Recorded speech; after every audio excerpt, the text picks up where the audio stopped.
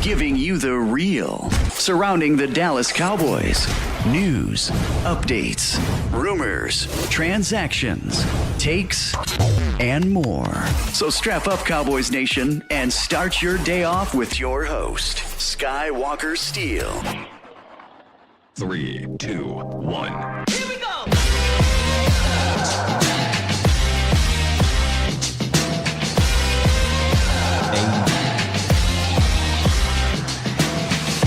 Good morning, good people. Welcome to the Skywalker Morning Show, streaming live on YouTube. And of course, I am your host, Will Skywalker Steele. Boom!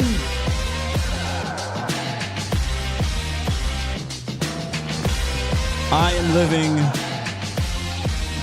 in football hell right now. I just am. Championship weekend is set, ladies and gentlemen, and we're going to talk about how we got there in the NFC. Yes, indeed. Plus, watching these games and kind of writing down some notes got me thinking. Got some playoff notes we're going to revisit here because some of these we've talked about, but you know how I feel. Sometimes you got to see it to really feel it. And I don't know that a lot of Cowboys Nation really quite understands just how ridiculous it gets when the boys get to the playoffs.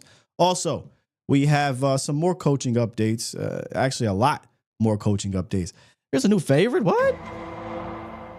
I don't think that part of it is real, but we're going to discuss this Brian Schottenheimer thing and why I do believe the buzz is real, but I would be shocked, though, if he does get the job, ladies and gentlemen. A lot more to discuss as well. We got the phone lines open. It's been a while since I talked to y'all. 351-999-3787 is the call-in line. Let's rap to you guys for a little bit and break all this down. I want to know how y'all feeling. I mean, I know how some of you guys feel about the situation, and I'm going to tell you why you're wrong, by the way. I'm going to tell you why you're wrong. And I have people all over Twitter. Oh, I love this. This is perfect. Egg on the face. Shit. We built different, man. We built different. I hate this weekend. Everybody said this is the best championship weekend. It's the best weekend in football. Not this year. Not this year, man.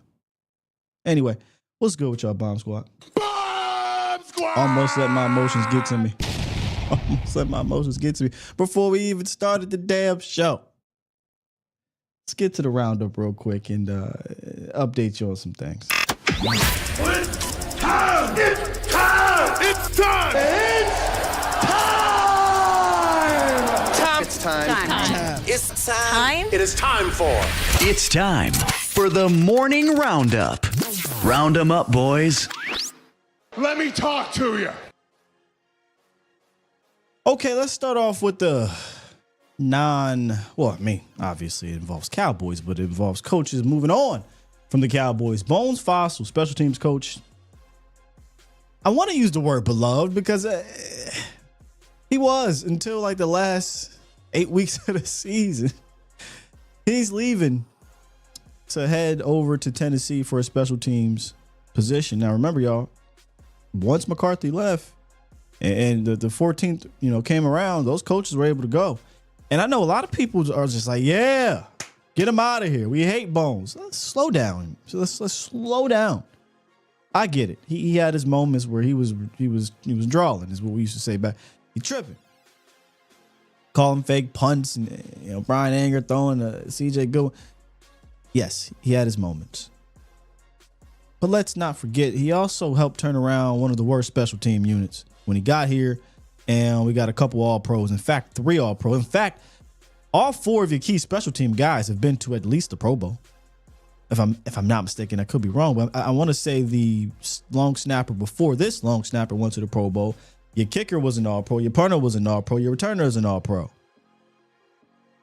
I don't know how many times that has happened under the Cowboys. I remember in 2007 we had the kicker punter combo, didn't we? Right? Nick Folk and them. So I'm not I don't have a stain on Bones Fossil's tenure here. Not at all.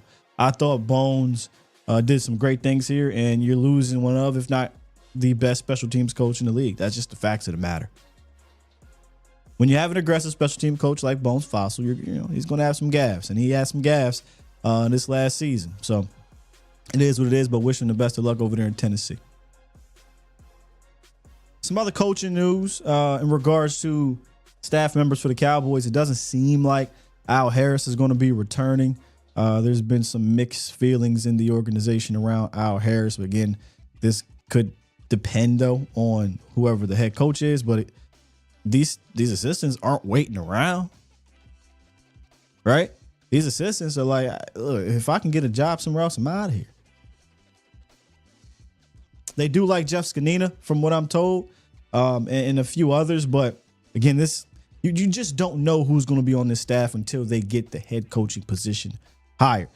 Two candidates that may not be here, actually one for sure, Ben Johnson is out of here, which we never really believed Ben Johnson was going to come here anyway. They didn't even interview Ben Johnson. He took the Bears job. So he's heading over to coach up Caleb Williams, which made sense. I know the Raiders job, something must have happened there. Maybe he said, you know what, I'm overthinking this. Yes, it's Raiders, it's Las Vegas, Tom Brady. They ain't got no damn quarterback. I had a quarterback in Chicago, got some money in Chicago. I got an organization that's shown to be a little aggressive, right, in free agency. Let me stop tripping. I can work with Ryan Poles. Let me stop tripping. I'm heading on over to Chicago. So that'll be fun to watch over the next few years. Their other DC in Detroit, Aaron Glenn, is looking like the favorite to land the Jets job, maybe even the Saints. He's got some interviews today. So the Cowboys, they're likely not even going to get a chance to have interviewed either one of these dudes. And they may not care. Because right now, they don't have any other formal interviews outside of the organization lined up. They have the Leslie Frazier interview that went down the other day. Robert Saleh, but the Frasers, come on, y'all. That's Rooney Rule. Let's just cut chase. Robert Saleh, who was more of a legit candidate, but they had that interview, and y'all, I'm gonna tell y'all right now, you can scratch his name off the list. He will not be hired here.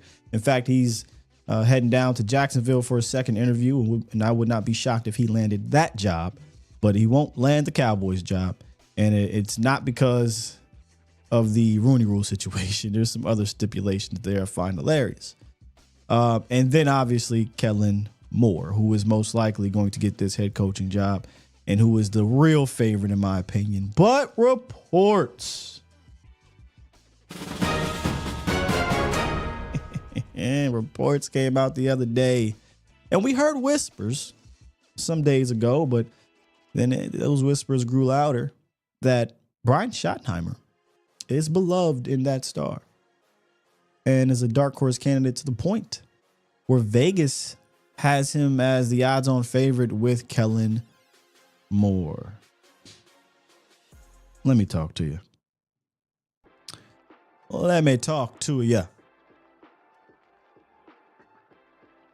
First off, I like Shotty as a guy on the staff. We've talked about this before. His energy, his love of the game. I think his ability to learn and adapt, or at least it sounds like that's what he was doing, learning and adapting throughout his time here and just in the league in general, especially when he got the gig to be the analyst guy, right? To go look at the opposing defenses and report back what's making things tough on them and giving that information to the analytics people and Mike McCarthy. But him actually being a head coach candidate is wild. Is wild. I put something on Twitter, and I'll bring this up because I do believe that the buzz is real, and the buzz is different from is going to be the coach. But let me tell you why I believe the buzz is real. Some people I had people say, "Oh man, putting a positive spin on this is crazy." What? First of all, do y'all not get context clues or issues like comprehending, or I don't know, but nothing about this is positive. I'm telling you why the buzz makes sense. You got to put your cowboy hat on. Anyway, I think the buzz around Shotty is real because A, he can win a room, especially one where he's already liked the Joneses. I've talked about this before throughout the last 2 seasons with him as the quote unquote offensive coordinator. He is easy to, latch onto in the sense of he can command the room. He has no problem doing that. He's a very confident speaker, delivers well, and he knows what the hell he's talking about. If you put him up against Kellen Moore in a room, he's going to win that battle all day and tomorrow. He's familiar with the organization and the quarterback. We know that. Easy. Been here for 3 years, coached quarterback for 2. He's liked by a lot of the offensive players. Word on the street is he was kind of that guy that was that mended some of the relationships between, when I say mended, I mean he was that bridge between McCarthy and some of the players where the players were like, I don't know about this, coach. He also wouldn't disrupt anything in the front office. Do you think Brian Schottenheimer, first time head coach, ain't never really, never was really a head coach candidate back in the day when he was OC and the Jets? He got some offers, or not offers, I shouldn't say that, some interviews. You think he gonna come in here and push back on the front office? Stop it. No. Here's a key one. These next 2 are key ones. He's an in-house fallback plan if Kellen isn't it. Let's make no mistake about it. Kellen Moore is what they really want for this year. And maybe a few. We'll get to that in a second. It's Kellen. They 100% want Kellen. I think Kellen wants to be here unless he feels jaded or the interview didn't go as well, or maybe Kellen will get hired elsewhere. I said this to a few of you guys before. Well, actually, I think it was to it might have been John Jacques Taylor. I can't remember, but I said something along the lines of, I don't believe Kellen Moore is going to be hired by another organization to be their head coach. Obviously, I could be wrong. He could get hired by the Saints tomorrow. But I think the only organization that will hire Kellen as a head coach right now, at least, would be the Cowboys. Now, they go on to win a Super Bowl. That changes, right? Even if they get there, that changes. Teams often just kind of get lazy. Oh, it went to the Super Bowl. Kellen Moore was offense coordinator. Boom. I don't think it's that simple. But they want Kellen. If Kellen turns them down, or for whatever reason, last minute, 11th hour, they say, nah, Brian Schottenheimer could be an in-house fallback plan. And then put a star next to this one. He's an easy 1 or 2 year bridge head coach for the guy that they really want as their heir, Jason Witten. With that said, it's absolutely hilarious. He's a legitimate head coaching option given the field. The Jason Witten thing, I think, is key. It's critical. This isn't rumors anymore, right? This is what we've been told. They have an eye for Jason Witten to be head coach, and this fits what the Cowboys do. So this isn't a surprise. I don't think you should look at this and say, oh, what? You mean Jason Witten being forced on a coach to be head coach later on? That's what they do. Jason Garrett to Wade Phillips, right? Kellen Moore to Jason Garrett. Kellen Moore to Mike McCarthy. Jason Witten to Mike McCarthy. Now Jason Witten to potentially Kellen Moore. And if, again, it's not Kellen Moore, well, Brian Schottenheimer is an easy bridge. Easy. He's one of those guys that you can fire with no problem.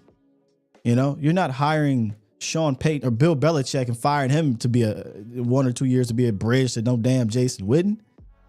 Brian Schottenheimer, yes. Yes. So there are a lot of things that make sense for Brian Schottenheimer to be a legitimate candidate, right? You got the continuity, being familiar with the organization, the receivers, the line, the system. He'll probably change that. We'll get to that in a second. The quarterback, etc. There is that. That makes sense if that's what you want. But y'all know me. I've said this before about both sides of the ball. I'm not afraid to bring in a different system or whatever. Unfortunately, that's where you put yourself at. especially defensively. You put yourself in a situation where now you're going to be looking at your 8th different defensive coordinator in the last decade plus.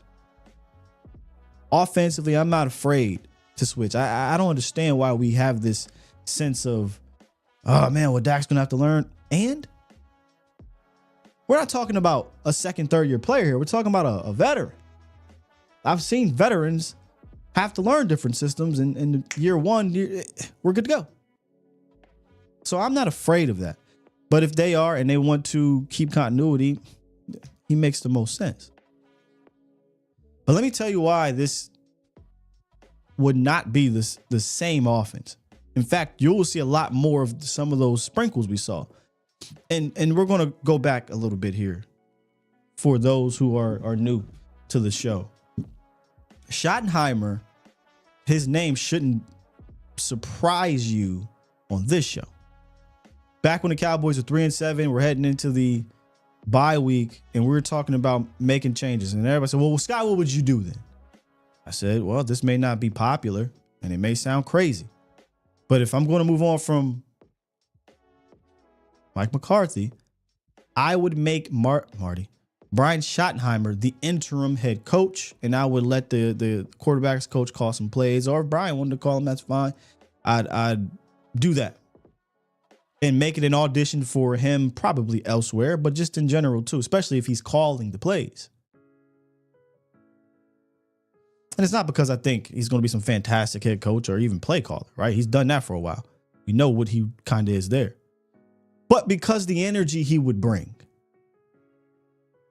He is a different person from Mike McCarthy. People think bringing him on under Mike McCarthy is because of some philosophical agreements here. It's not. It isn't. In fact, he comes from a completely different type of system than Mike McCarthy. The reason why Brian Schottenheimer was here is because his pops and McCarthy were cool. McCarthy and Shotty were cool. Got him a job here, man. Come on in. Go take a look at these defenses and see what's up. We're cool, right? We're straight. Get falling out between McCarthy and Kellen Moore. Kellen Moore moves on. The actual position of offensive coordinator needs somebody to fill it. When they brought in Shotty as the offensive coordinator, there was this thought that I've seen, hey, man, this is what it's going to look like. And I'm just like, no, it's not. It's not. Mike McCarthy's not changing his entire system or even a little bit of it because Shotty's the OC in name. Shotty's the OC in name to fill the damn position. And because that's my guy. In the sense of, I know his pops, we cool. Some along the lines of, I babysitted Marty or Brian type, that whole thing. But not because, hey, I'm going to take your idea seriously. In fact, we brought it up here on the show. If you listen to I keep wanting to say Marty, to Shotty, the one thing I often brought up was the enthusiasm that Shotty had when he talked about modern offense and motioning and at snap and what it means and leverage and doing. It was way different than when you listen to Mike. Mike don't want to hear none of that. And I've said it a few times. All the kind of creative things, very little, but some of the creative things that you see, I do believe that is Shotty. That Shotty saying, hey, Mike, we got to do this. In fact, he literally came out in 2023 and said, somebody asked him about some of the motion and stuff. He said, hey, you see some of that exit motion, that push motion? That's during the bye week. We went around, looked at the league, and we stole some of their plays. I'm going to tell you something right now. Mike ain't go looking around the league. Shotty did. Because that's what Shotty was brought here to do in the first place. Look around the league, see what the hell was causing defenses fits, and report it back to the team. Look at the first 6 weeks of the season last year and this year. And look at when pressure got pushed on the Cowboys this year and what happened. You saw some of that stuff that Shotty, I think, was sprinkling on offense. But he didn't have enough say or juice. Really wasn't. He didn't have enough push to get McCarthy off of what he wanted to do.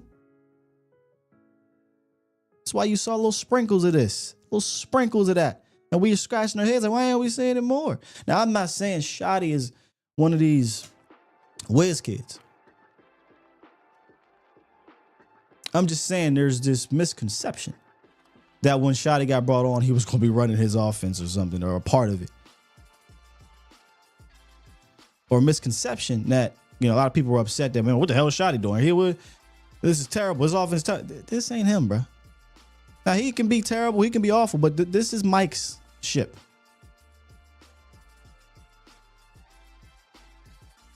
And I digress. So, I do think the buzz around Shotty is real. I think the support around Shotty in that organization is real because it makes sense as a bridge. But I don't think Shotty should be or will be the head coach, barring something crazy happening. And I think, like I said here, it's absolutely hilarious that he's a legitimate head coach candidate.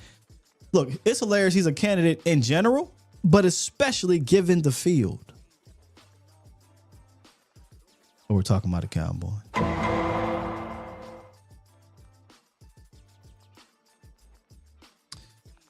We're talking about the Cowboys. Let me ask y'all a question. Because it sucks that we got to have these type of conversations. Plain and simple. Can I let me be a boomer real quick.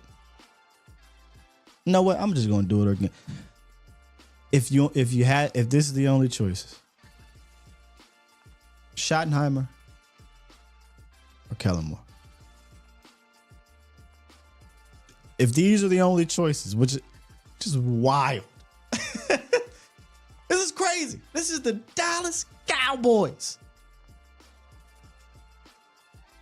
Brian Schottenheimer and Kellen Moore. Likely what we have to choose, but not choose. When I say we ain't choosing as fans, but they're choosing. They choose to choose between these two guys. Ay, man. Oh, Rolo, I don't gotta try to stay positive, my boy. That ain't my job. That's y'all job. My job is to just be real to y'all.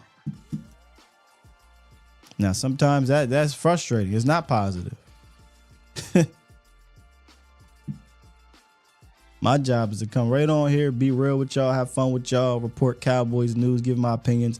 I love my job, but it ain't to stay positive. If I try to do that, y'all won't come back here, man. There are, and before I go on a tangent, when I first started, there was a certain, even before I started, by the way, when I just was watching YouTube, there was a certain way, there was a yell, scream. That was kind of the cool kind of thing, right? And then as things evolve, now, and is that spot? It damn sure is. Let me fix that. Now there's the extremism. You can be overly positive, and that can be your shtick. That can be what you do, or you can just be overly negative, and your shtick is F the Cowboys, F Dak Prescott, F Michael Parsons. Like, they're literal content creators that's what they're, hey, more power to you. I just don't need to be in either one of those categories. I don't think it's that hard to just talk about what is, man. Have some fun doing it. Real quick, before I fix this, Rob said, what you said about the enthusiasm for modern day offense and how to put out leverage defense is huge. Note that people need to seriously, I'd imagine you mean consider. Yeah, I absolutely think that Shotty was adapting, or at least learning what was happening around the league and trying to implement it. I don't know if that means he's all of a sudden going to be some wizard of an offensive coordinator, but I do think he was trying to implement that to McCarthy, and McCarthy wasn't having it. And according to reports, there's Joe Hoyt said there is belief with people he spoke to that he was not allowed to really put his stamp on this offense at all. And maybe he wants to do that. Let's hit the phone line real quick before we talk about some of the NFC. We'll talk about the championship weekend in general, but I really want to talk about the NFC. Appreciate you, Kev. 254 called in early. Good morning, 254. Good morning, Scott. How are you this morning? I'm doing good, man. How are you? I'm doing good. Long-time listener. I've called out a couple of times, but I just wanted to pick your brain on something real quick that I've been thinking about. And this team, I'm 52. This team gives me fits. And I'm a diehard fan. Don't live in the Metroplex anymore. I'm in South Carolina, so I don't really get to see all the drama. But, from the outside looking in, and you see that Ben Johnson gets $13 million a year from Chicago, that to me says right there that that's the reason why Schottenheimer is being interviewed right now. Because they know he's not going to ask for $13 million a year. He's probably not even going to ask for $5 million. That's Shotty will Jones's be language he'll right be cheap. There. He'll be cheap, and he doesn't care about power. I mean, Scott, how do you know? You don't know. Let's be real, bro. Like Shotty's, if his first time head coach job is the Dallas Cowboys at 51, Shotty not about to mess that up. You know what I mean? So Ben Johnson wants control and he wants the bag. Dallas probably heard that 8 months ago and was like, "Oh, we're good." Yeah, and then my second thought to this, and I'm probably going to get beat up on it, but I really don't care. I think that the Joneses regret giving Dak that deal early. I think they wish they would let that thing play out. And why do you think that? What gives you that thought? Yeah. What gives me that thought? I mean, 2 of the last 3 years he has not stayed healthy, and he's not getting any younger. He's getting older. Yeah. And the problem is if you're going to pay $60 million to a guy, and yes, you can restructure it and make it look better than it really is. The fact of the matter is you're paying $60 million for half a year, and that's the only hard part about this. You think they should regret it because you haven't said anything that says they do regret it, because the way they speak on it is they don't regret it. But you think they should regret giving it to him, is what it sounds like you're saying. No, I think that they literally regret doing that deal as soon as it was done. And my question to you was, what can you present to me to show that? And you haven't presented anything to me to show that. You're saying basically that they should regret it because he hasn't stayed healthy. But they have not done or said or moved in a way that says, hey, man, we regret giving him this contract. Well, here's the thing. Me. If you're going to spend top of the market money for a quarterback, you expect top of the market returns on your investment. And whether that be play calling for Mike McCarthy or regression or whatever the cases may be, the first half of the year, by the time game 8 was done and he was out for the rest of the year, those metrics, the season was over. Whether it says we had 1% or not, the season was over, okay? Everybody and their mother knew that the season was over. And I certainly hope that if they're going to do a stopgap, whether that I agree to that or not, it's not, it is what it is. So I certainly hope that they don't restructure Dak's deal and they move some other money around. There's ways to get, a solid $60 million without touching Dak's deal. And let's see what happens this year with his, hopefully he comes back healthy. So if he does, let me ask you a question. You don't want them to touch the deal. What that would do at the end of the year. So you don't want them to touch let me ask you a question, because this is going to be very telling. Do you want them to do everything possible to put out the best team over the next few years? Or do you just want them to continue to do status quo? Because I want to know your answer on that. No, I want them to, but you and I both know that they're not going to. Okay, so if you want them to do, then you should want them to restructure the deal so that they can recreate that money, right? But if you just want things to continue to go, here's the thing: if they're not going to do anything, right, for the next 2-3 years, you actually got a point. Why touch anybody's money? Why, you know what I'm saying? Why move money around, period? Unless it's to sign Micah, right? But you can sign Micah without doing that. Just take all the big number hits, and then when things cut, when it's time to move on from these big contracts, you move on, and then we try to start over, find a new quarterback and franchise receiver and all this other stuff, and continue to be cheap and go that route. But if you want them to do the best thing possible, they have to restructure that deal. That's just the way the deal was made to be restructured. As a fan, I would love for them to do it and get that $100 million and spend it. But being realistic, we all know that they're not going to do that. So why? I mean, they're going to restructure the deal, but they're not going to spend it on free agents. You're right about that. I don't believe they will spend it on free agents. Yeah, I mean, you flip CD and extend Micah and do a couple of cuts, and you have $60 million to go play. I'm saying if, let's say, Dak just plays phenomenal this year with a new coach, then flip some switches next year. But then at least then, if you want to get out, you have an opportunity to do it. Let me make this something clear to you. You can get out from any goddamn contract you want. It does not matter when or how. We've seen it many different times. I think what's happening is we as fans get stuck in this box of Cowboys fans, and we assume that we can't do this. Yes, they can. You've seen it done in Seattle. You've seen it done in Denver. You've seen it done in Philly. You've seen it done in, I think, the Colts might have did something like that. It can be done. If it gets to a point where it's so bad, they can definitely get off of it. Okay.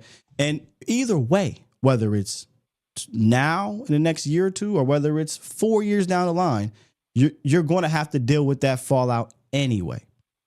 You're going to have to deal with that. Okay, he retired, or we cut him. Now we got some dead money, or we're moving on. He's not good anymore. He can't stay healthy. We got to deal with dead money. Either way, what's the term, y'all? The rooster comes the roost, or something like that. You know what I mean? Either way, that's going to happen.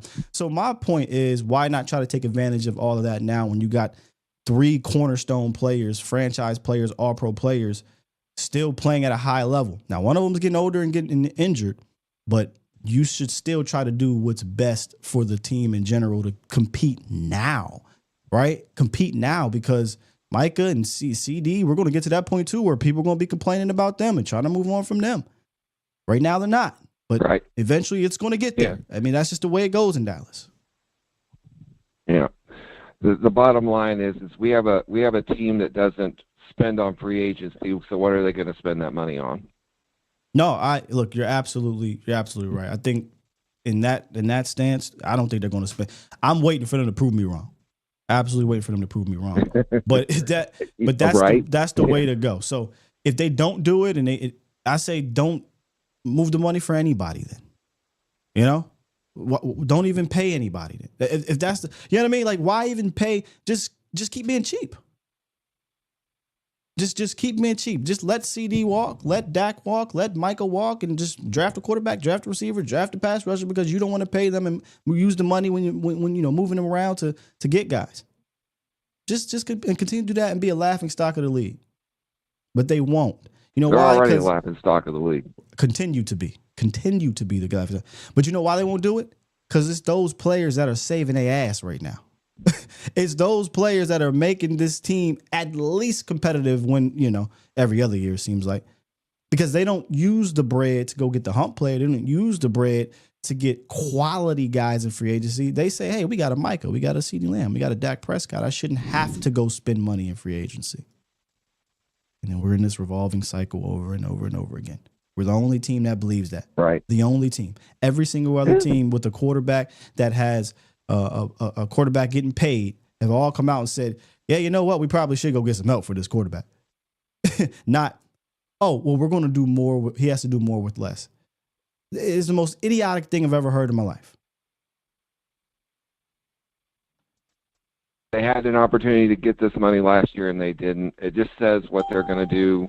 I mean, if they're not willing to spend money on a coach with no cap, if they're not willing to spend money to bring in smart people to help them out, they're not going to spend the money. We might as well, see what happens and then address it when we need to address it instead of just moving money around just so you're not going to spend it and make the fans happy, and when you're not really wanting to make the fans happy anyway. Oh, we know what's going to happen. You know what I'm saying? If they elect to let all the guys they draft and develop into all pros just walk and not pay, we know what's going to happen. We're going to be stuck in even this same revolving door, if not worse, if not worse. Yeah. Fantastic conversation, Good show, man. I'm just going to continue to listen. Hey, thank you for calling. Good stuff.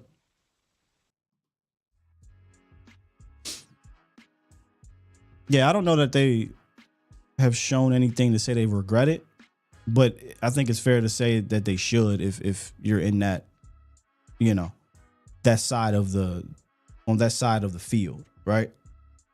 Again, I'm not here to try to change your mind or argue or fight with you, but I don't think they have. Now, as you go look at championship weekend,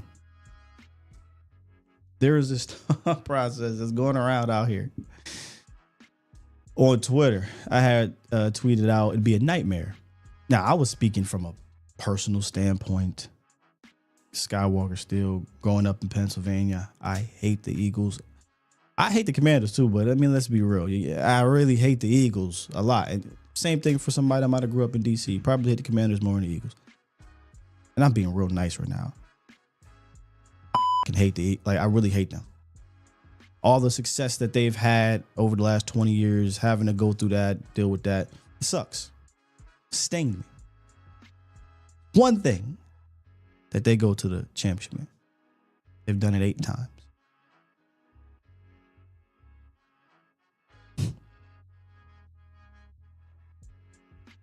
But when Washington goes to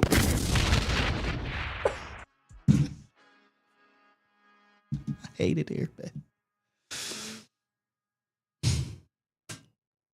First of all, shout out to the Washington football people. Shout out to Dan Quinn.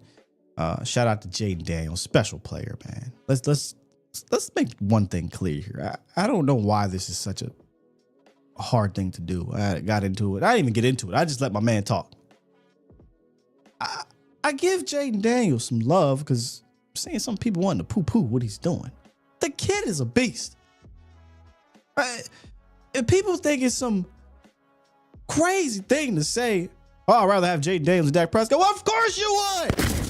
He's a second overall pick, Heisman Trophy winner, doing some special damn things in his rookie year. This guy's ceiling is not Dak Prescott. It's higher than Dak Prescott. Why is that why is that so hard to say, y'all? Just relax, man.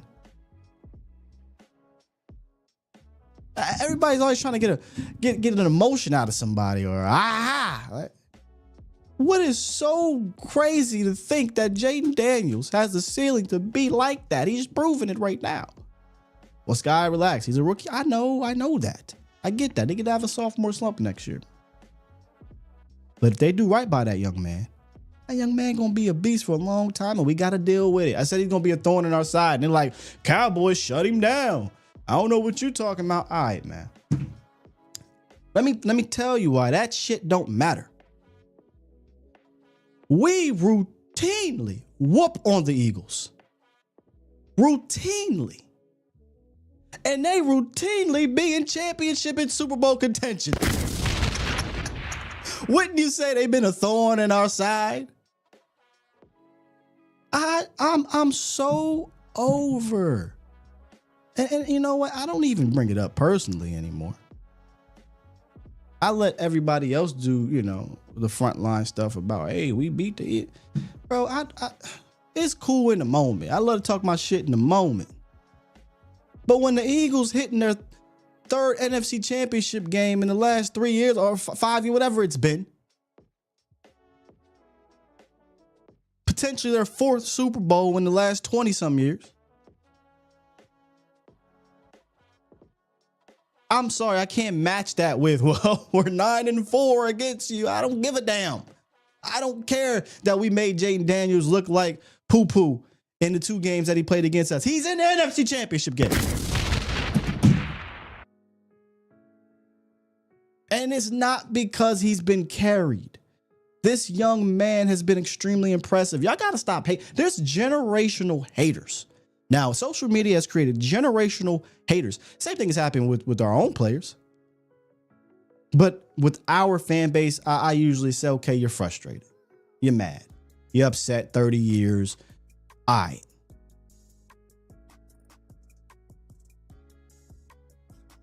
But you generationally hating on this young man is crazy to me. Are we not watching the same damn game? It's okay. Bro, you know, I hate the Eagles so much. But I gave props to Brian Westbrook. Brian Dawkins is one of my favorite actual football players to watch on the field when he was playing. Trey Thomas, Hall of Fame type. John Runyon. I enjoyed watching those guys maul people from a football. Jim Johnson, I give the utmost respect to. I hate these dudes from a Philadelphia Eagles standpoint, but I give respect to these mother.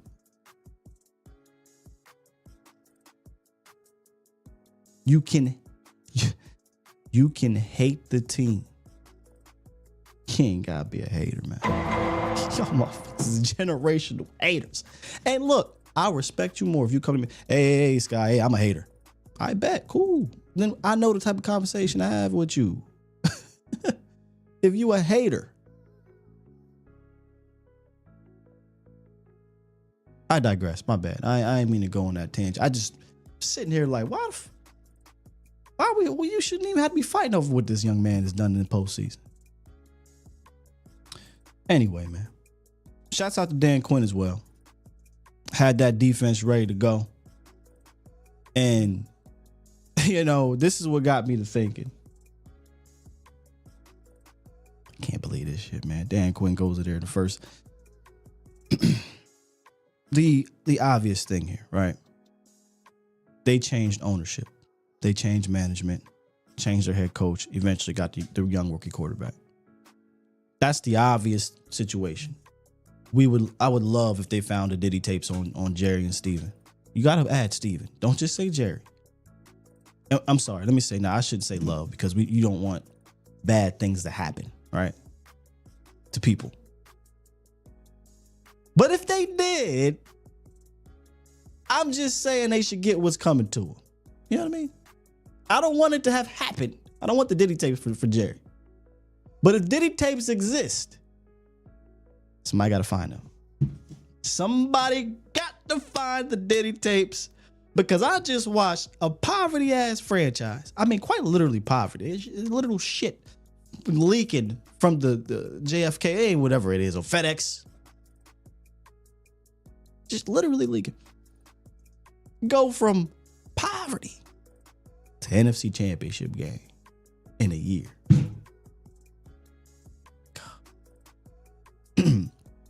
But I'm watching Dan Quinn, and it got me thinking. They got 5 turnovers in that game. 5. 4 of them in real time, right? Like the last one ended the game. I said, goddamn. We had to have done something like that recently or something, right? Like, I often always talk about, the defense held 49ers in 19 and 20. But the defense ain't never really done some astronomical things in the playoffs. They never carried the team. You know, the Cowboys. No. We're going to go to that one too. And we got a lot more we're going to get to over here. But this is the one I really want to get to.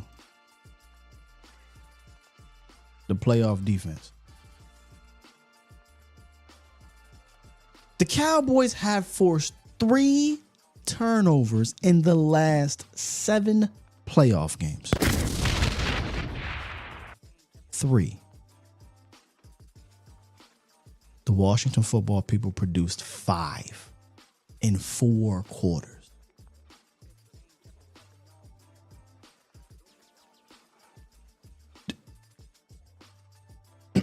Take that in for a second, y'all. The last time the Cowboys have had multiple turnovers in a game in the playoffs, Tony Romo was the quarterback. 2014 against the Lions. I watched Philly get multiple turnovers. I watched Washington get multiple turnovers. I watched Buffalo do it. Dallas hasn't done it in a decade. Speaking of Philly, you watch Saquon Barkley go off. And you say, damn, it sure must be nice to have a run, not just a run game, but a dude that could just take over. I'm sure the Cowboys, if that's happened at some point. All right. In the last, under Mike McCarthy, right? The last time the Cowboys had a 100-yard rusher was wild card weekend in 2018. They haven't had a running back have more than 77 rush yards in that time span. And 77 is the high. Other than that, it's like 40-something, 30-something, 50. Average 3.1, 2.6, 2.2. No rushing touchdowns, 1. The Cowboys, and I brought this up to y'all for a long time. Cowboys' run game in the playoffs been trash. You got 2 games in the 7 playoff. 2. The 2016 game and the 2018 wild card game. Other than that, run game been trash. And a lot of times it's been trash accompanied by a trash ass defense. All right, offense. Defense ain't gonna get you the ball that much. Run game gonna happen. Dak, I need you. Mike, I need you. Cowboys average 6.6 points per game in the first half of the last 4 playoff games. God.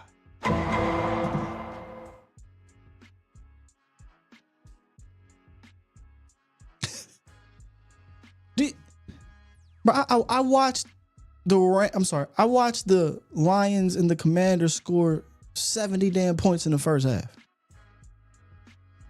Buffalo put up 21. We can't even get a tutty. Can't get a touchdown. So your offense routinely starts off slow. And if you go look at the last 4, go look how Dak started the game. So look how the entire offense started the game. You can't lean on your run game. I often talk about having insurances. And your defense ain't finna get you the ball back. Ladies and gentlemen, I know we want to blame Mike a lot. We want to blame Dak a lot. We want to blame Dan Quinn. It is a total cluster of underperformance in the playoffs. It isn't just one singular thing. Now, you can say, hey, this holds a little bit more weight, right? Like the defense, the run game, Dak, or Mike. But it is an utter cluster in the playoffs. Completely. And I've said this many a times. When you go look at these playoff runs, man, what makes some of these teams' playoff runs special is that they're able to do it in a multitude of ways. I ask you, Cowboys Nation, do you think the Dallas Cowboys over the last 7 years could win a playoff game throwing the ball for 121 yards? Do you think the Dallas Cowboys in the last 7 years could force 5 turnovers in the game? Or hasn't happened, haven't forced multiple turnovers. Like, it's so frustrating, watching all these teams being able to do it in a multitude of ways. Going into the playoffs, no, you know what? My defense having an off day. My offense going to win this one for us. Washington. Or you know what? I know my offense is going to be good, but defensively, we may give up some yards and points, but we're going to get the ball back for you. Washington. You know what? My quarterback ain't really. You go look at Jalen Hurts. My quarterback ain't really been quarterbacking in the playoffs. But I got a run game and a defense. Jalen Hurts quite literally has leaned on the run game. And here, let me tell you another thing that I'm not going to be a hater of. Because this ain't me hating on Jalen. You know what this is? Call it jealousy if you want. I think that's a difference. I'm not hating. I'm jealous. I'm jealous. Jalen Hurts can win 4 straight playoff games at the crib and not throw for 107 passing yards. I'm exaggerating. Ain't a chance in hell. Dallas is winning multiple playoff games in a row if Dak throws for less than 170 yards.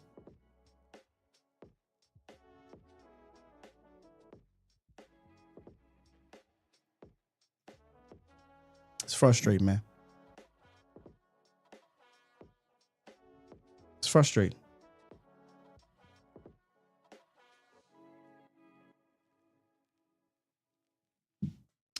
Watch all these teams. You know, what are we on? 4 playoff wins in the last 30 years. 2 by Tony, 2 by Dak. You watch the very first year, Jaden Daniels is getting to the playoffs or the NFC Championship game. In 2 years, Houston turned around. I've watched the Arizona Cardinals. I've watched the Cardinals go play the Super Bowl and almost win. You know how crazy that is? The Panthers twice. The Panthers. Jacksonville. Rex Grossman.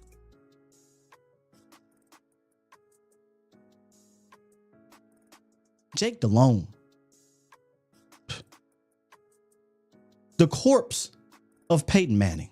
Peyton Manning was atrocious at that last Super Bowl run. I watched some awful quarterbacks, awful franchises over the last 29 years eclipse 2 franchise quarterbacks in completion, right? And in total, entire franchise, the Dallas Cowboys. I'm going to come on here and I'm going to get mad at one specific player. You got to be out your damn mind and want to ignore the real issue here. Of course, I'm going to be upset in the moment at a coach and a player and whatnot. But if you have any football sense or common sense, you take a step back and say, well, what the hell's been the difference in all these organizations? And if you want to say, well, it's because of Dak Prescott and Tony Romo. Well, explain Rex Grossman. Explain Jake Delhomme. Explain. Now, I get it. Cam was MVP that year, but yeah. Explain a rookie. Brock Purdy. A couple rookies. Sean King went. You know, I get it. The defenses were better, though.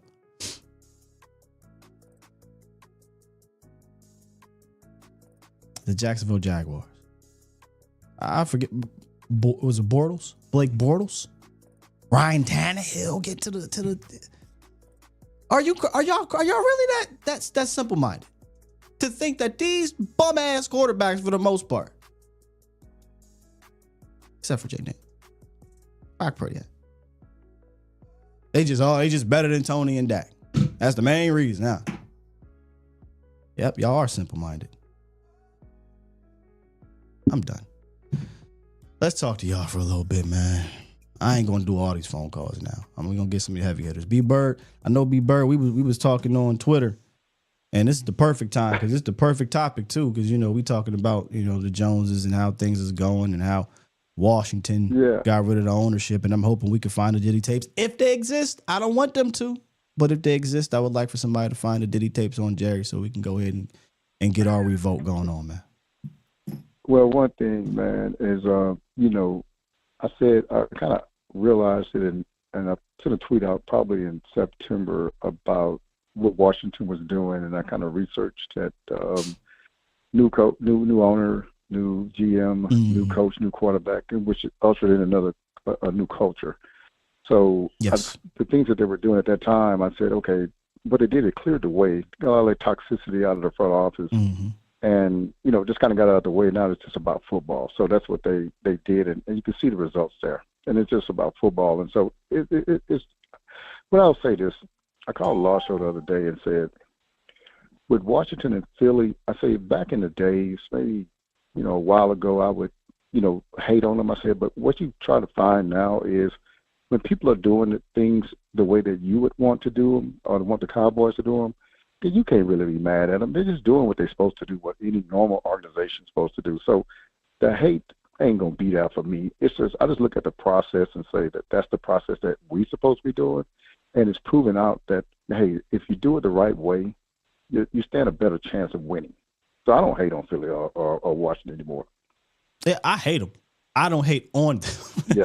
I absolutely love them. You know what I'm saying? That's what I was trying to say. Yeah, man. Like, of course we're going to hate them, man.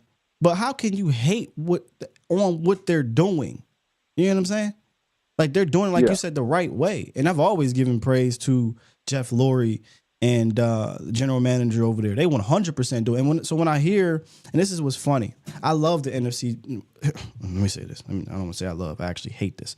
But here's the part that I love about it. Ugh, can't even believe I'm saying this. But you can't just say, see, this is the way to do it. You just got to get the rookie quarterback. You can't pay the receiver or you can't pay the quarterback. They can No.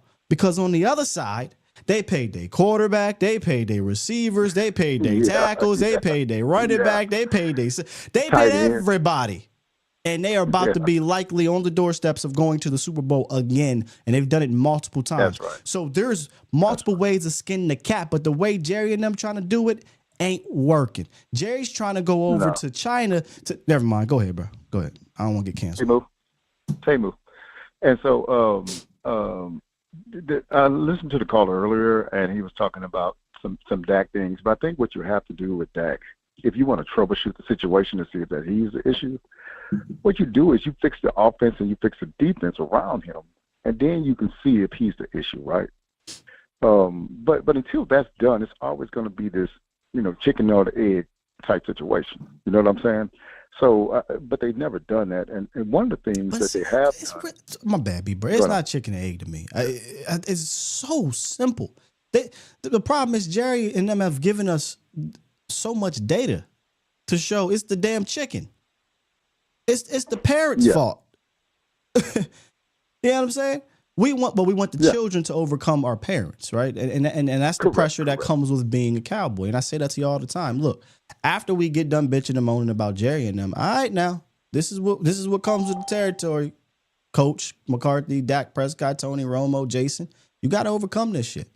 And if not, you're gonna catch this heat. That's just the reality of the situation. I hate this reality, but that's what it is.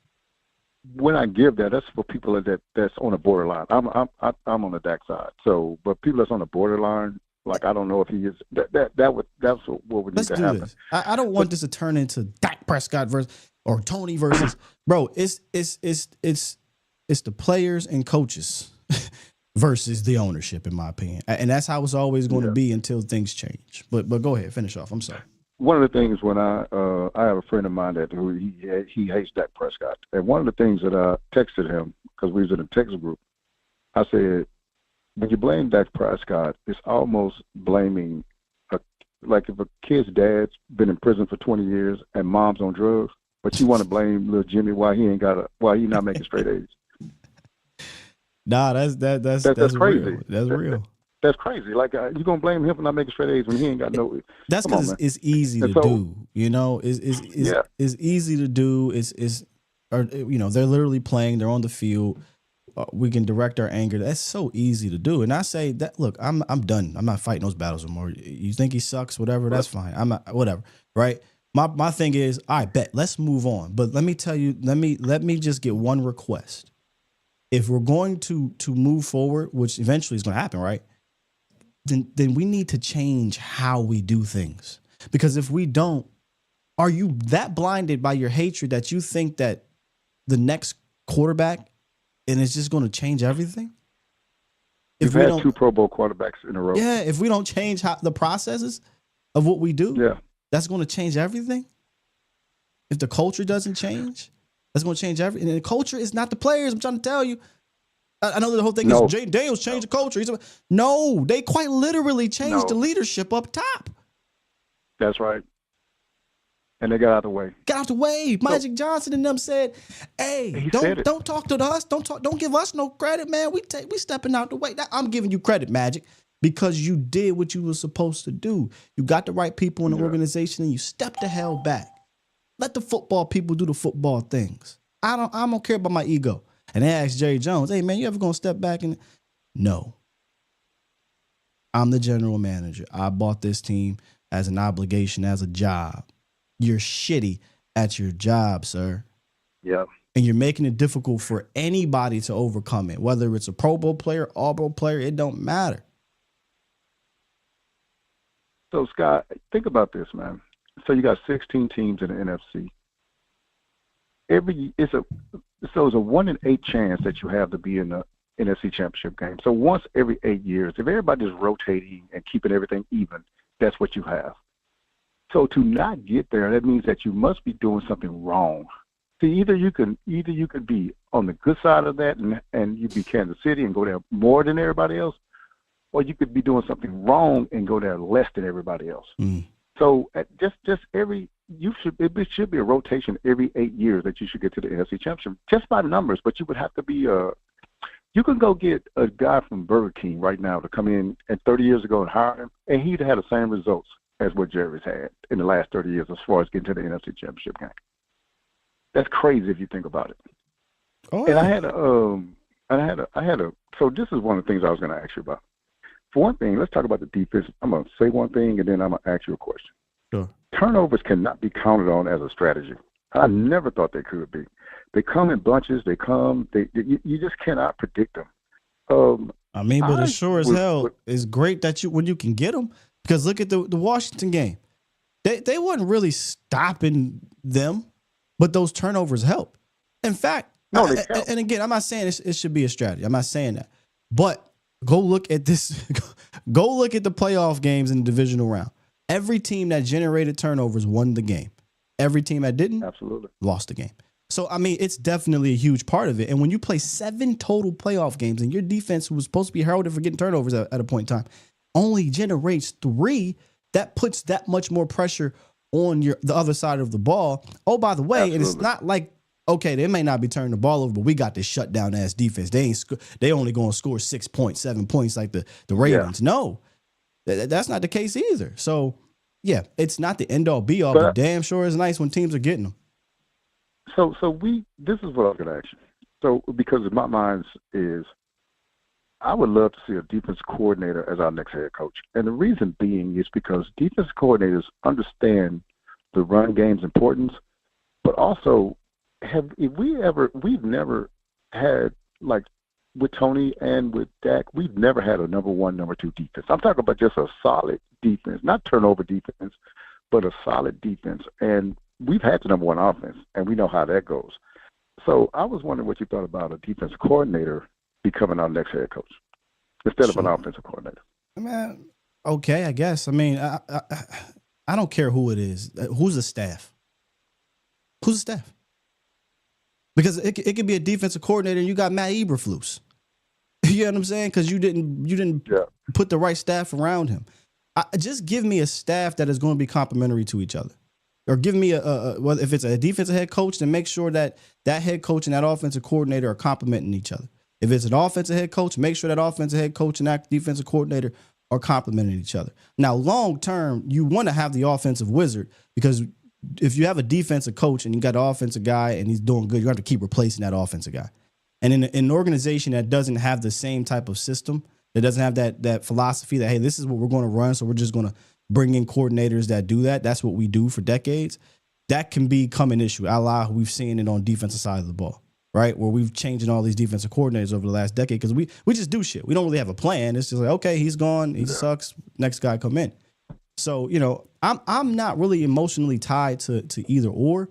Long term, the offensive Shanahan type, McVay type, makes more sense. But if you can get me a DeMeco Ryans, right? You can get me I don't want to say, or give me the Andy Reid Spags type of combination, right? So it all depends on the staff for me. If the offensive guy comes in here and he's like, I don't care about Mike McCarthy. I don't care about complimentary football. He can talk the big game, but he wasn't showing that to me. I don't really care what the defense does, right? I don't really care about tying run game to pass game. I don't really care about game flow. I just want to look cool and fun. I don't want that offensive guy. If the defensive guy is, hey, man, I just want to come in here and just run the ball, I don't want that guy either. I think there has to be checks and balances. There has to be some context added to who this defensive guy is, who the offensive guy is. I don't think it's as simple as black and white is what I'm getting at. So, and the last point I wanted to make, Sky, is this. What I'm noticing, too, man, is we don't see this in September, October, November. But, man, the weather is really affecting these playoffs. So if you're a dome team or a warm weather team and you got to go and play in, Philadelphia or Kansas City or Buffalo, it's curtains for you. Because what you do – They got a legitimate advantage. They got a legitimate advantage. And the way you build your offense, say you Miami and you throwing the ball all over the place, but you got to go to Buffalo, you're not winning. If you're Houston, you got to go to Kansas, you're not winning. You know what I'm saying? Because you're not built for that. They build their team for later on in the year, you know what I'm saying, and they're used to playing in it. These guys that come up in these domes, we talked about it last year. I did a statistic on it. You're not going to win if out of a dome team. You're not going to go to the Super Bowl unless you get home field advantage throughout. And so now we look at the last 4 teams. All of them are cold weather teams, man. So I think in your mind, you have to build your team saying, hey, in December, in January, and February, hey, we got to build our team to be able to sustain, to be able to go on the road. We got to build a team that travels. And so all this passing and this, Dak throwing the ball 40 times, that wouldn't work in none of those places I just named. So you got to you got to get the running game together. You got to get a solid defense together. Those 2 things travel. The passing game does not travel. And so I just wanted to make that comment because that's what I've seen this weekend. And I'll get off and listen to you, bro. All right, man. Appreciate you, B-Bird. Right. We're going a little long on the phone, so we only gonna get maybe 1 or 2 more up in here. I got some other things going on I gotta get to. Let's give a chance to some people I'm not familiar with here. Well, 571. What's up, 571? How you doing, man? My name's Comp. I like the last call, but I will say the problem with this team too is when we are decent enough and something bad does happen, they don't know how to pivot. Or even good happens, they don't know how to pivot. They didn't know how to pivot after Micah. Simply, they said, okay, we're going to put you on the line, but we're not going to get another linebacker, which we drafted you for, because LVE got half a neck. Then you don't know how to pivot after Travis Frederick. You don't know how to pivot when you realize that, we got a broken down left tackle. You don't know how to pivot when you get rid of the wide receiver, and then the wide receiver you're trying to bring up after him, he gets hurt too. They don't know how to pivot, but then when we are good, you start to look, okay, well, man, maybe we need to run the ball more with maybe at the end of his prime Zeke and a Tony Pollard who was running in there, was our back to get down the field. They don't know how to pivot, and as much as I want to blame Jerry for that, Mike got to take a lot of that because you're sitting here telling us some of that stuff you brought up, Mike wasn't here for. You just brought up the Zeke situation. So you were on a roll there to that part. A few things I say here on the channel. We are a reactionary organization, not a proactive one, right?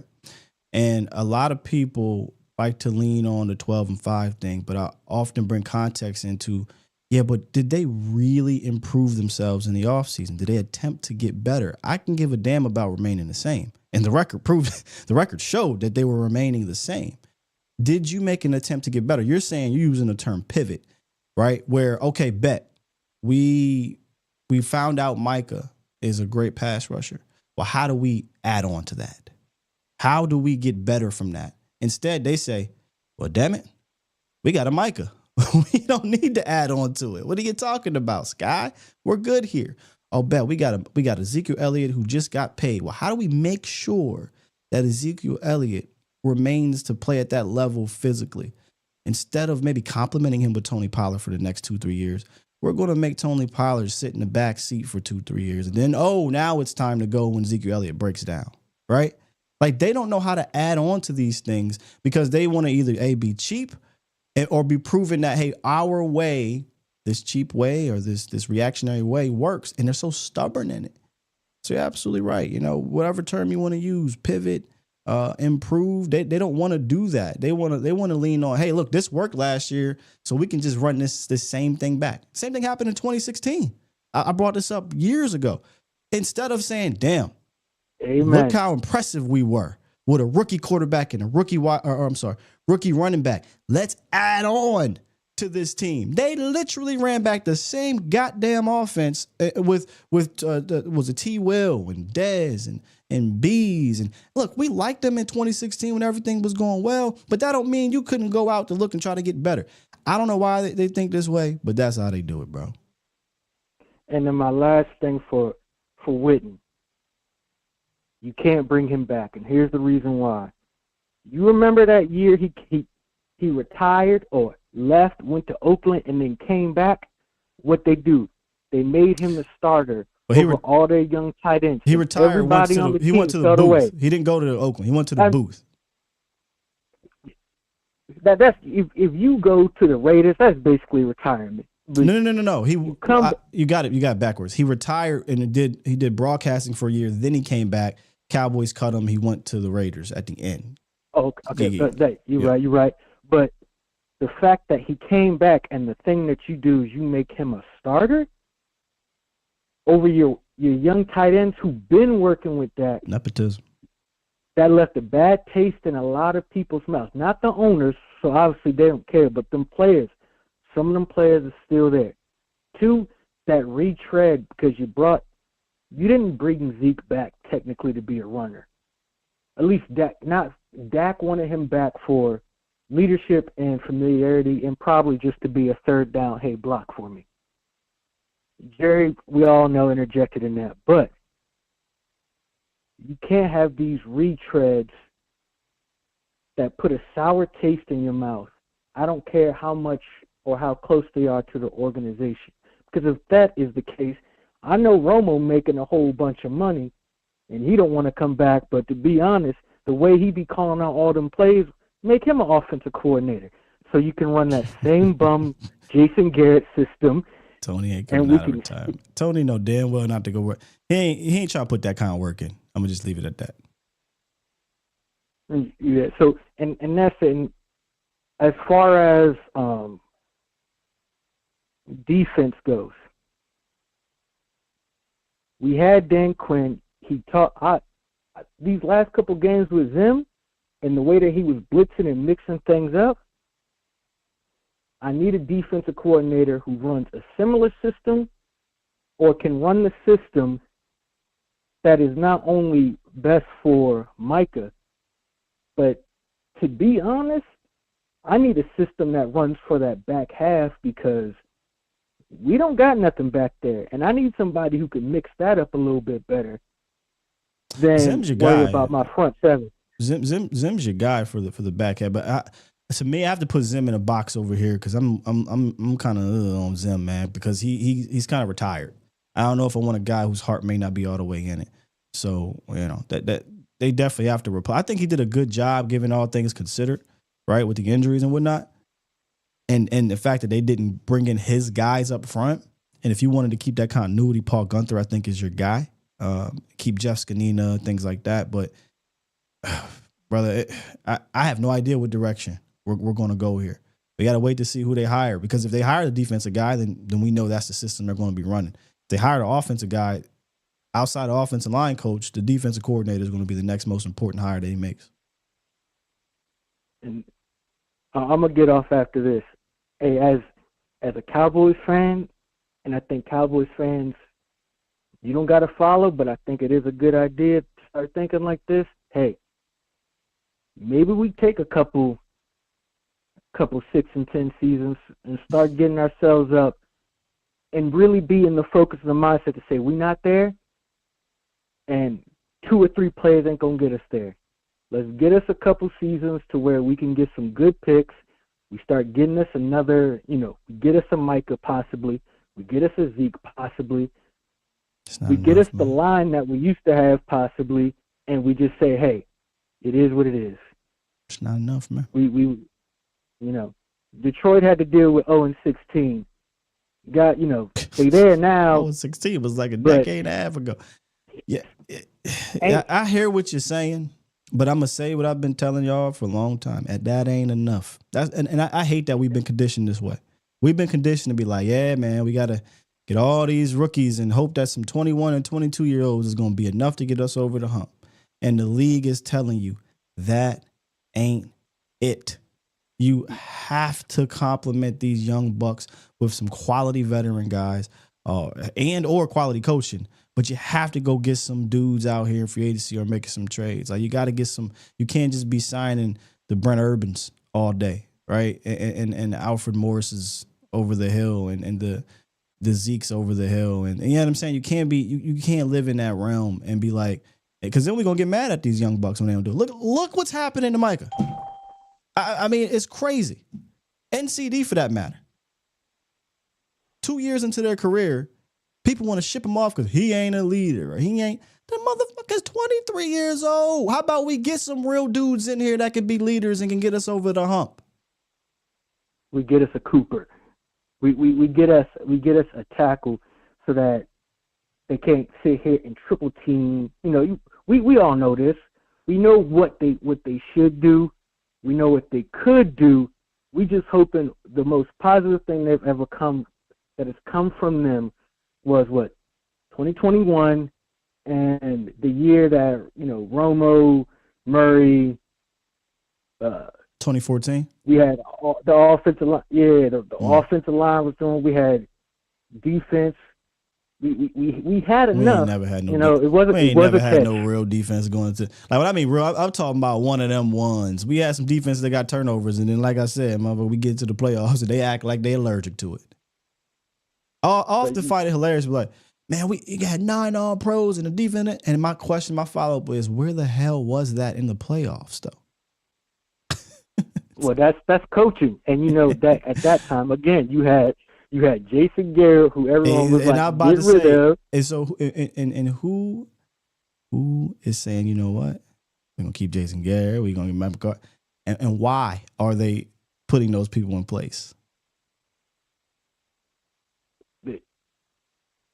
Exactly. We're just gonna keep on getting Jason Garrett. You know what I'm saying? Hey, I appreciate this, man. I'm gonna let you go because you talk the truth, man.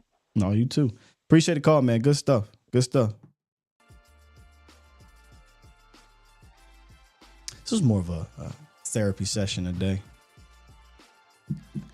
We usually have therapy sessions on Mondays after the game, but when you see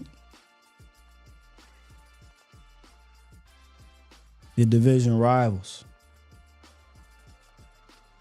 heading up the NFC Championship game, and here's the part everyone wants to continue to ignore, and they're there in 2 different ways. It's frustrating. It's frustrating because there's 2 camps. There's the camp that people live, hey man, you got to get the rookie quarterback and you have all the money and do all that stuff. And that is proven to be a successful way too, right? But that ain't the only way. The other way has been proven and been shown that this can happen too, right? You can still spend and draft well and hire the right people in the front office and the coaches and things like that. And compete for a Super Bowl or win one in regards to Philly a number of years ago. Get to one. That's the best part about this is that as much as I hate this, it ain't about egg on Jerry's face. Because I don't know if I said this. This is not going to change him. First of all, he's 82 years old, number one. If you know anything about old people, they don't change. Number two, prior to this year, he watched his division rivals go to 10 NFC Championship games and win 3 Super Bowls. Go to 5, if I'm not mistaken. Yeah. All of a sudden, this is going to change him? Yeah, no. This is not going to change him. If watching the Eagles hoist the Lombardi Trophy in 2017 didn't change him, if watching them go right back to the Super Bowl a couple years ago with a totally different situation didn't change him, if watching Eli Manning didn't change him, somebody hit me up on Twitter and it's like, oh man, I'm sorry, Sky. Jaden Daniels the best quarterback in the NFC East now. I don't care. I've watched the quarterback in the NFC East for years not hoist the Lombardi Trophy. I watched Eli freaking Manning, about mid as you're gonna get, hoist the Lombardi Trophy twice. Our standards, where have they going? I told y'all a couple years ago, I don't give a damn about, oh, we the number one offense. Oh, we got all these fancy stats. I'll give you stats that pertain to the game or what have you. Right? Oh, we got the best quarterback in the NFC. For all I care, if he's the worst quarterback in the NFC, if we hoisting that Lombardi, that's all that matters to me. If we playing the NFC Championship game. I've watched the best quarterback. Tony was the best quarterback in the NFC East for so long. Dak too. Shit didn't matter.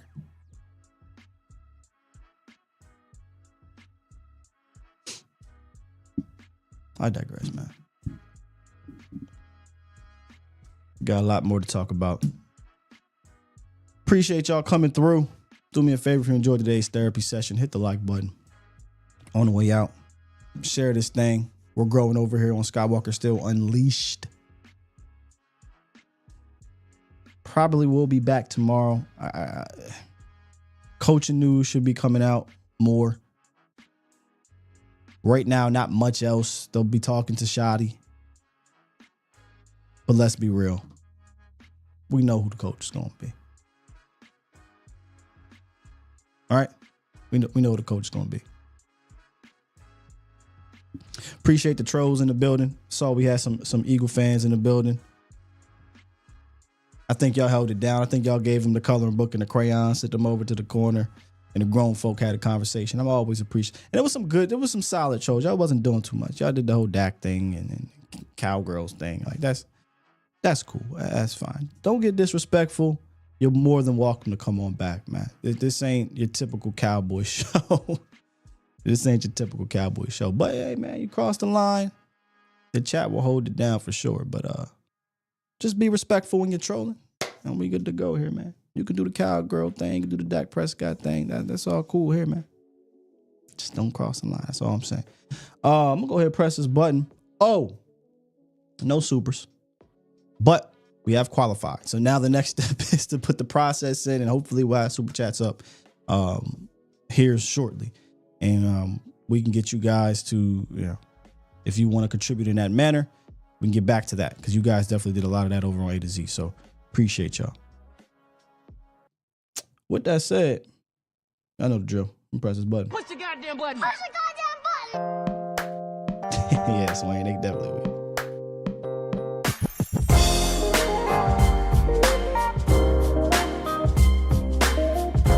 Professor Rose, they don't know that. They don't understand that.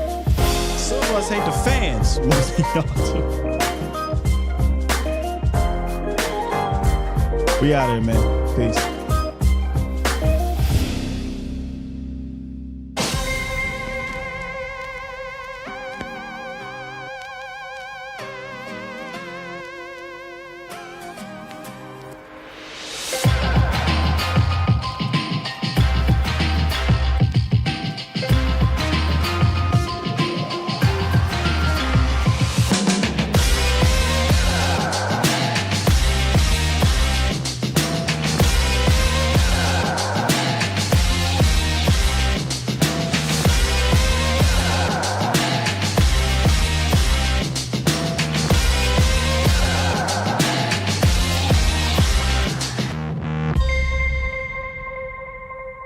Bomb Squad!